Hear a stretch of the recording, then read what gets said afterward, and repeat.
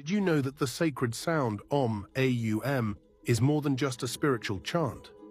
Let me explain. Om, revered in Hinduism as the primordial sound of creation, isn't just symbolic, it has a profound scientific basis. The sound is made up of three syllables, A, U, and M, the cycle of life, creation, preservation, and dissolution. But wait, there's more to it. When chanted, Om vibrates at a frequency of 136.1 Hz, which aligns with the natural frequency of the Earth. This resonance calms the mind, reduces stress, and enhances focus. Modern studies have shown that chanting Om activates the vagus nerve, helping the body relax and promoting emotion. And here's something even more fascinating.